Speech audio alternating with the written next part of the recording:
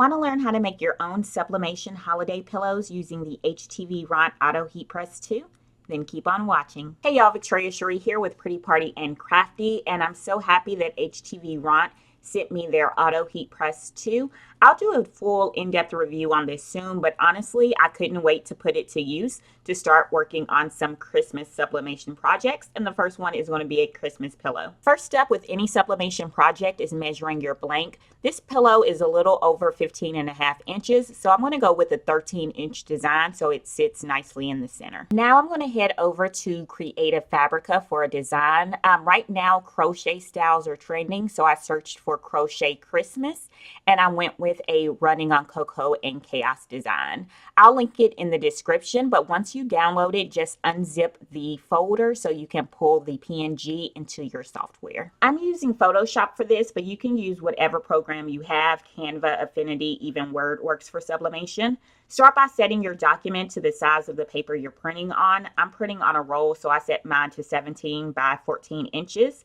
Then you're going to drag and drop the PNG design onto your document, and then you're going to resize it. So once you drag and drop it, I'm going to resize mine to 13 inches tall because I'm basing it off of my blank that I measured, and the width is going to adjust proportionally to about 11.3 inches.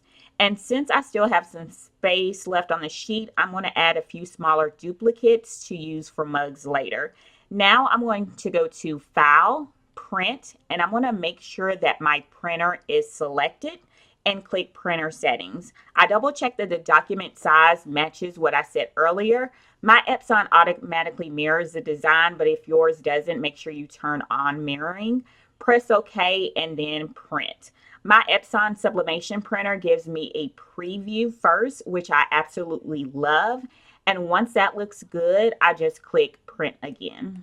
All right, so this is what it looks like once it's printed. I'm going to grab some scissors and trim it down to size. But if you're new to sublimation, yes, the image is supposed to print backwards like this. All right, so now I'm just lint brushing my pillowcase. I'm going to take my sublimation paper, flip it design face down, and then I'm going to add heat resistant tape to make sure that the paper is secure. Once I do that, I'm going to open up the heat press. I'm going to place it down. Make sure you use parchment paper or the Teflon sheet. I forgot that, but don't be like me, be better than me.